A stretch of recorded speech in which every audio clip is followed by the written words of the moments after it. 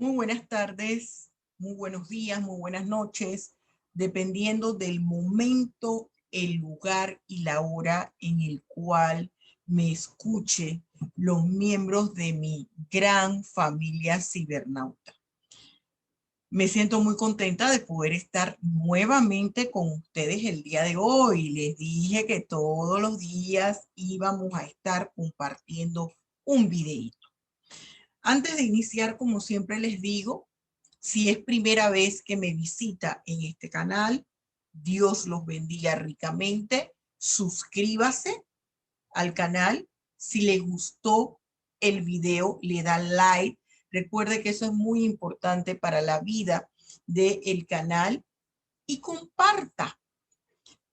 Quiero mandarle un saludo muy especial a todos esos jóvenes estudiantes de las carreras de Derecho, de Sociología, de Relaciones Internacionales, incluso de Ciencias de la Educación, que me hacen favor de verme de las diferentes universidades de la República de Panamá y de Iberoamérica. A esa población de habla hispana de Estados Unidos, que también me hace favor de escucharme y de seguirme. Les agradezco profundamente. En el día de hoy vamos a hablar sobre un tema aquí junto a mi tacita de café.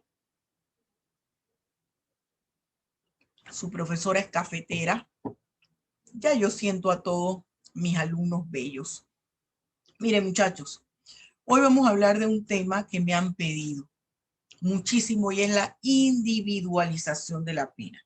Algunos me dicen, profesora, mire, es que estoy recién graduado y hay que hacer una operación matemática. Otros, profesoras, ¿cómo individualizo la pena? Mire, en Panamá no es que existe una tabla que diga, bueno, si hay un hurto agravado y la víctima es un menor, usted le va a poner 4 años, 3 meses, una semana, 2 días. No, no existe una tabla en específico. Hay operaciones matemáticas cuando hay condiciones que implican aumentarle 1/3 de la pena, 1/4, 2/3 partes. Ahí hay que hacer una regla de 3. En la mayoría, para no decir en todos los códigos de Iberoamérica, no existe ninguna tabla matemática específica que le determine con exactitud, dependiendo de cada caso, los años, meses, días, horas y segundos. Generalmente la punibilidad establece un mínimo y un máximo. Y la mayoría de los jueces o de los magistrados ponen o el mínimo o el máximo, dependiendo del caso. Para todos los estudiantes de los diferentes países de América Latina, esto les va a servir. Obviamente que las penas establecidas en cada país es distinto, pero para que ustedes sepan, no es que siempre hay que aplicar una operación matemática, no. Permítame compartirles pantalla. Inmediatamente les comparto pantalla, muchachos y muchachas. Bien, empezamos con la individualización de la pena. Esta es la primera parte de varios programas que vamos a hacer sobre la individualización de la pena y esta famosa operación matemática que ustedes me hablan. De lo primero que tenemos que partir, por lo primero que tenemos que partir es por el concepto. Siempre inicie todo por el concepto, por el marco conceptual. ¿Qué es la individualización de la pena? La individualización de la pena recibe varios nombres. Recibe la dosimetría de la pena. Equivale a establecer la penalidad en un caso específico. Profesora, ¿qué es eso de penalidad? ¿No es lo mismo que punibilidad? No. Punibilidad es parte de la estructura de la norma penal que establece cuál es la sanción, la consecuencia jurídica que se le va a aplicar a la persona que realice la conducta descrita en el tipo penal. Esa es la punibilidad. Cuando se aplica una medida específica con respecto a esa punibilidad, porque va a un caso en específico, entonces estamos hablando de penalidad. Y para hacer esa dosimetría de la pena, esa dosificación, esa medida, nosotros realizamos o el juez realiza un proceso que es de carácter analítico, que se llama individualización de la pena. ¿Cómo lo hace? Utilizando el método de la sana crítica. Esa sana crítica quiere decir que el juez de Panamá, de México, de Bolivia, de Chile, de Ecuador, de cualquiera de nuestros países, va a aplicar su experiencia profesional, su experiencia como juez, lo va a combinar con su conocimiento académico, con su experticia profesional, con su lógica y sentido común, entre otras cosas. En base a eso, él va a determinar la penalidad que le va a aplicar al caso. La medida de entre ese tope mínimo y ese tope máximo al caso en concreto que él está viendo en su despacho. Muchos me dicen, pero sí, pero es que esa medida, profesora, ¿cómo yo la realizo? Porque hay una operación matemática. No. Para establecer la penalidad sin que existan situaciones que aumenten, que la misma norma le diga que le tiene que aumentar una tercera parte, 3/4 de la pena, 2/3 de la pena. Si no existe esa indicación específica, usted no tendrá que hacer ninguna operación matemática. Entre los aspectos que el juez debe tomar en cuenta en términos generales para establecer la individualización de la pena, hacer la dosimetría de la pena, la dosificación de la pena, fíjese todos los elementos que les estoy dando, es tomar en cuenta el bien jurídico afectado, la forma como fue realizado el hecho punible, las condiciones de modo, tiempo y lugar que envolvieron el delito, cuáles fueron las causas que motivaron la comisión del delito, las condiciones que afectan la antijuridicidad del acto, esas condiciones que afectan la antijuridicidad del acto, por ejemplo, hay que tomar en cuenta si hubo causas de justificación o no. También se toman en cuenta circunstancias agravantes y atenuantes, la comunicabilidad de la circunstancia, si hubo excusa absolutoria, si hay causa de justificación, si hay eximentes de culpabilidad. ¿Qué pasa? Mire, antes de pasarme a la otra plantilla, ¿qué hemos visto aquí?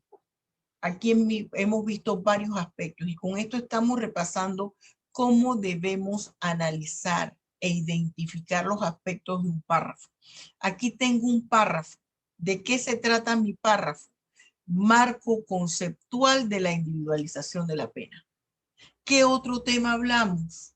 La profesora señaló, la doctora señaló diferentes denominaciones a la individualización de la pena. Dosimetría de la pena, dosificación de la pena y la individualización de la pena. ¿Qué más dijo la profesora? El concepto.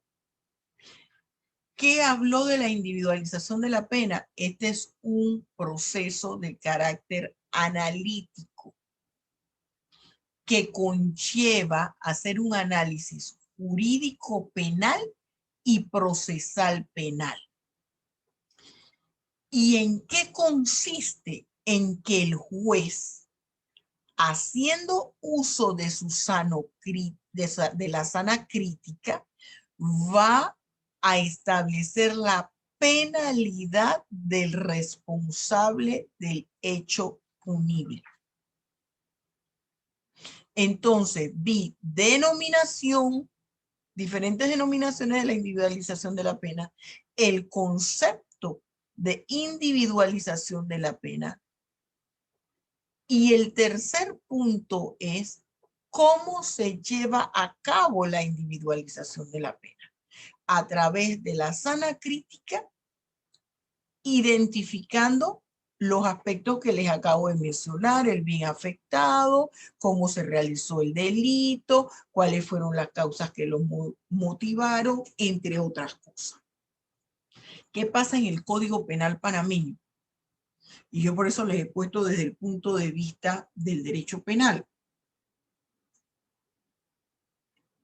En el Código Penal panameño, usted sabe, hago un paréntesis, este cafecito es riquísimo, Juan Valdés, que es colombiano, es un café gourmet, delicioso, se lo recomiendo, muchachos. En el libro primero del Código Penal panameño, en su título tercero, se habla de las penas. Y en el capítulo 5 hablamos de la aplicación e individualización de la pena. Aquí van los artículos del 79 al 82. Pero yo quiero hacer énfasis aquí en el artículo 79. Dice, porque es específicamente el artículo 79 que nos habla de cómo se individualiza la pena y de qué es la individualización de la pena. Dice, el juez dosificará la pena. Ya aquí tenemos la definición. Individualización de la pena es un proceso analítico de carácter procesal y penal, de naturaleza procesal y penal, mediante la cual se establece la penalidad, es decir, el juez dosifica la pena según el caso y va a tomar en cuenta aspectos objetivos y aspectos subjetivos. ¿Cuáles son esos aspectos? La magnitud de la lesión que se ocasionó o del peligro y la mayor o menor voluntad de dañar. Aquí nos va a indicar la intención del agente o sujeto activo, su nivel de peligrosidad criminal. Nos va a dar rasgos de la personalidad criminal del individuo. Las características de modo, tiempo y lugar, cómo se hizo, dónde se hizo, en qué momento. 3, la calidad de los motivos determinantes. Esos motivos determinantes es lo que usted escucha en todos los programas por cable. En CSI, por ejemplo, que es muy bueno ese programa CSI New York, que me gusta más que CSI Los Ángeles. Y usted ve que hablan del móvil. ¿Cuál fue el móvil? Y que de allí trazan las líneas de investigación. Entonces, las conductas de la gente inmediatamente anterior, simultánea y posterior del hecho. ¿Qué hacía ese individuo antes de cometer el hecho punible? Después que cometió el hecho punible. 5, el valor o importancia del bien dañado. No es lo mismo la vida que el patrimonio económico. En Panamá, el libro segundo del Código Penal, que detalla las figuras delictivas existentes en Panamá, el 95% de las figuras delictivas están en el libro segundo del Código Penal. Hay un 5% que están en normas penales, porque el principio de legalidad no es que me exige que tienen que estar las figuras delictivas exclusivamente en el Código Penal, tienen que estar descritas con antelación a su comisión en una norma jurídica. Entonces, me señalan en el libro segundo, me clasifican los delitos por títulos. En Panamá, el libro segundo, hay 15 títulos. que son en realidad 16, pero el título 16 habla de lo que es la vigencia y derogación del código. Pero los 15 títulos manejan diferentes tipos de figuras delictivas. Su denominador común es el bien jurídico que se afecta cuando las personas incurren en la comisión de los delitos que conforman ese título. Esos 15 títulos son importantes. Sin embargo, dentro de ese orden de importancia hay una jerarquía.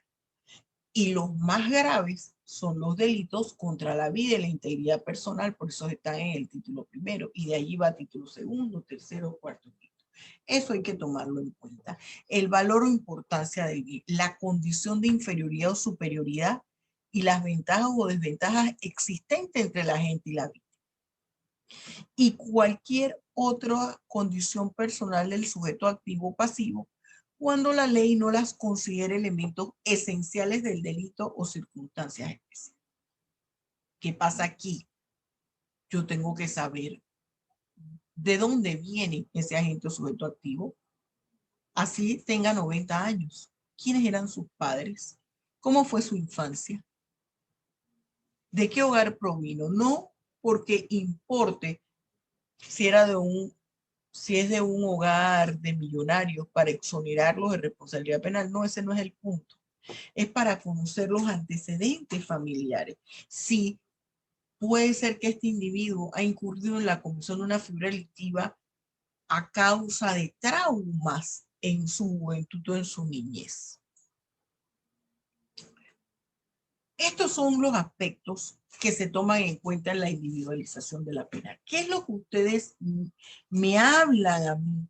Profesora, las operaciones matemáticas, por ejemplo, vamos a ir de las cosas más complejas a las menos complejas.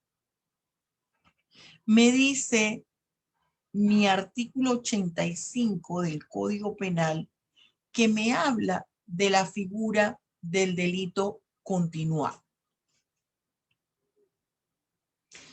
El capítulo 6 dentro del título segundo, dentro del título tercero del libro primero del Código Penal, el título tercero me habla de las penas. Yo siempre tengo que ubicar el artículo en qué capítulo y en qué título y en qué libro del código está, porque eso me va a ubicar en el contexto de mi tema. No se acostumbre a solo decir el artículo. Cuando usted tiene que analizar un artículo, muchachos, del Código Penal, fíjese en qué capítulo está, en qué título está, porque eso le va demarcando de qué estamos hablando. El capítulo 6, que me habla de unidad y pluralidad del hecho punible, me está dentro del título tercero que me habla de las penas.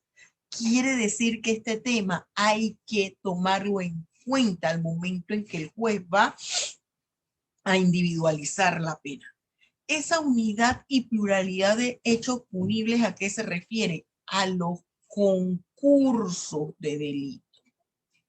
En Panamá tenemos el concurso ideal o formal y el concurso real o material. En otros países le añaden el concurso medial. Aprovechen mis libros, hago aquí un paréntesis en comprarlo en la librería Mirachi Puyol en Panamá, que está en Vía Argentina, en el edificio 71, primer piso, el edificio que está justo frente a Happy Copy. Yo le voy en mis redes sociales, está pasando incluso los teléfonos de Mirachi Puyol, que si usted no vive en Panamá, usted lo puede pedir. Está el libro de Derecho Penal, está el diccionario de Derecho Penal y en los próximos días, las próximas semanas, me llega de Colombia mi tercer libro, porque se estudian así, forman una colección que es estudio del Código Penal. Bien, continuamos. Entonces, aquí nosotros tenemos el 83 me habla del concurso ideal o formal, el 84 del concurso real o material, y en el 85 me hablan del delito continuado, cuando es una misma acción que se repite varias veces, perdón, pero con una sola intención. Ahora con el ejemplo lo voy a explicar mejor. ¿Y qué me dice en los casos de individualización de la pena? Dice, por ejemplo, el 82, de sancionarse en un mismo proceso a una persona por dos o más hechos punibles que tengan una misma clase de pena, se procederá así. 1. Se impondrá conforme indica el tercer párrafo del artículo 52 la sanción que resulte de la adición y acumulación de todas las penas de cada uno de los delitos cometidos.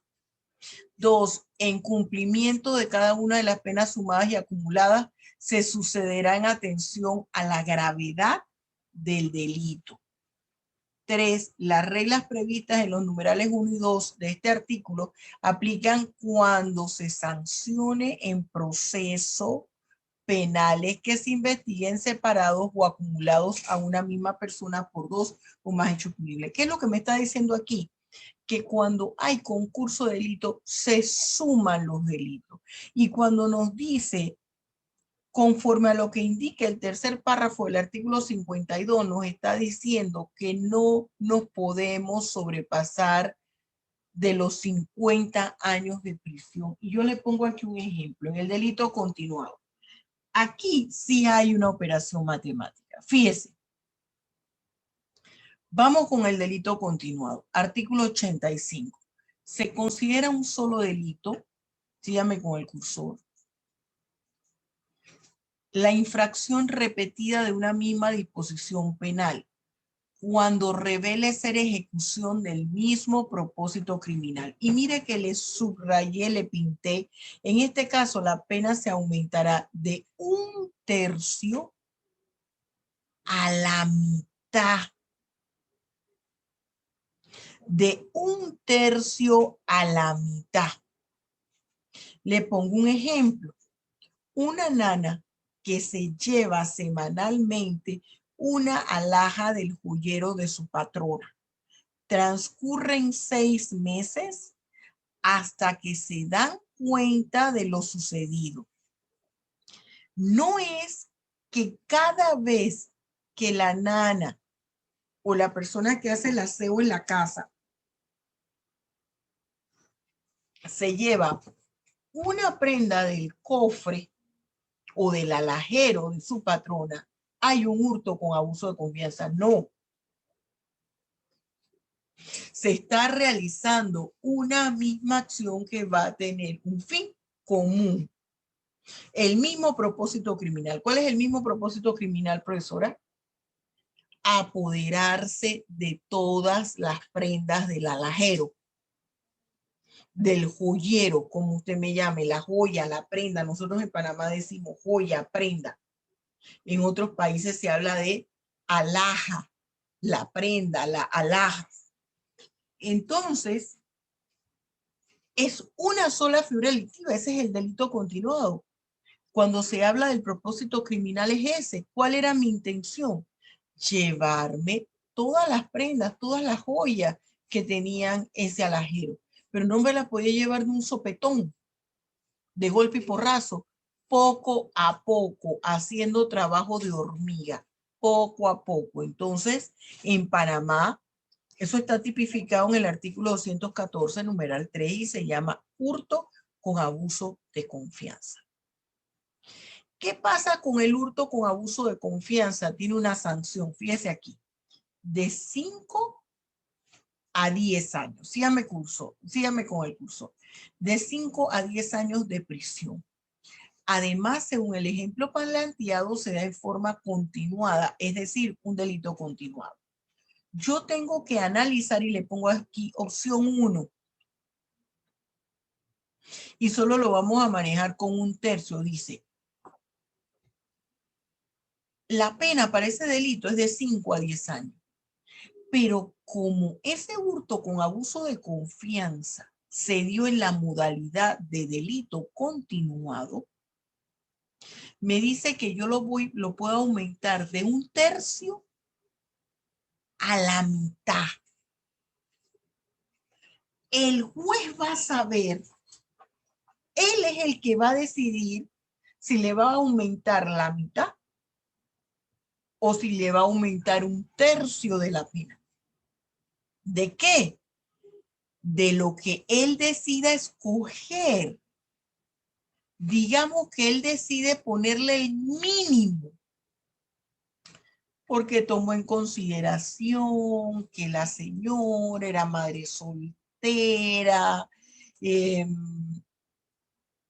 le acababa de morir el esposo, ella era el único ingreso, su hijo estaba enfermo, va tomando todos los elementos del caso y dice, bueno, yo a ella le voy a aplicar, es el mínimo, los 5 años.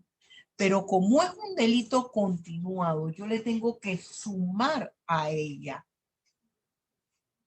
de un tercio a la mitad. Así es que yo le voy a sumar un tercio y hago la operación matemática. A los 5 años le voy a sumar un tercio. Un tercio es equivalente ¿qué? A 0.3. Ya hago una regla de 3. Un año tiene 12 meses. 0.3 años, ¿cuántos meses son? X es igual a 0.3 años por 12, la regla de 3. Y me da 3.6. Los números que están antes del decimal son los años. Perdón, son los meses. Los números que están antes del decimal son los meses. Los números que están después del decimal son los días. Y cuando son números enteros, son los años. Cuando son números decimales, el número que está antes del decimal son los meses. El número que está después del decimal son los días. Entonces yo diría 5 más 0.3. Eso me da un equivalente a 5 años, 3 meses, 6 días. Yo tengo que hacer la operación matemática. 5 años, 3 meses, 6 días. Yo le puse aquí nada más 5 más 0.3 y usted diría es 5.3. Pero el tercio es 0.3. Después que yo ubico a qué equivale un tercio, yo voy a ubicar este 0.3, cuántos meses equivale y hago la regla de 3. Si un año tiene 12 meses, 0.3 años, ¿cuántos meses son? Entonces es 5 años, 3 meses y 6 días. A este 0.3 yo le saqué por medio de regla de 3 porque iba a ser 5.3, serían 5 años, 3 meses. Pero no es nada más los 3 meses. Ese 0.3 equivale a 3 meses, 6 días. Esa es la operación matemática que se hace en esta forma. En esta fórmula aumentará un tercio a la mitad. Vamos con otro ejemplo. Aquí, concurso de delito que se maneja en el artículo 83 y artículo 87 del Código Penal. Y dice, por ejemplo, aquí, el señor Z entra a un banco lleno de clientes con un fusil de asalto cuyo uso solamente está permitido, síganme con el cursor, a los militares. y roba varios lingotes de oro que hay en la bóveda del banco. Mata al policía de seguridad, sale del banco y hurta un vehículo estacionado afuera del banco. Varios metros adelante, atropella a un transeúnte. Le pasa la llanta del carro por la pierna y se la separa del cuerpo. Concurso real o material. Hubo 3 figuras delictivas. Homicidio agravado y anoto de 20 a 30 años. Lesiones personales agravadas de 6 a 10 años de prisión. Hurto de vehículo de 7 a 10 años de prisión. Y yo sumo. Y fíjese que le puse opción 1 y opción 2. En la opción 1, yo me voy por el mínimo. El mínimo de cada una de las penas. Entonces, 20 más 6 más 7, 33 años. Yo no me puedo pasar de 50. En la opción 2, decido irme por el máximo. Entonces, sumo 30 más 10 más 10, 50 años de prisión. Esta es la operación matemática en este caso. Esas son las operaciones matemáticas en este caso. Solamente lo hemos visto en concurso de delito y en delito continuado. Esta es la primera parte. ¿Qué es lo que me dicen los artículos que me mencionan allá? No me quiero adelantar con el reincidente, pero el artículo 52 que yo les estaba mencionando, que decía aquí, mire, en sus 2 últimos párrafos, la pena de prisión que se imponga por un solo hecho puede durar de 6 meses hasta 30 años. Y en caso de concurso de delito, la pena de prisión máxima no excederá de 50 años. ¿Y cómo se aplica la pena? Sumándola entre todas las figuras delictivas. Profesora, ¿pero qué pasa si hay alguien que decide aplicar algún principio? Bueno, tendrá que aplicar, se va por el más grave, el homicidio agravado, pero igual tendrá que tomar en cuenta las otras 2 figuras delictivas que se llevaron a cabo y sus penas, y entonces se iría por la pena máxima, los 30 años. Pero ¿qué es lo que me dice la norma? Tengo que sumar la cantidad de años y no pasarme de 50. Y puedo sumar todos los mínimos de todas las figuras delictivas o todos los máximos de todas las figuras delictivas. Opción 1 y opción 2. Esta es la primera parte de 4 programas sobre la individualización de la pena. Ya vimos 2 fórmulas matemáticas distintas, una regla de 3 primero y la otra una suma simple. Muy bien, jóvenes. Dios me los bendiga ricamente. Espero que les haya gustado. Denle like, por favor, al video y comparta. Espero sus comentarios. Dios los bendiga ricamente hoy, mañana y siempre. Los amo en el amor de Cristo Jesús. Hasta pronto.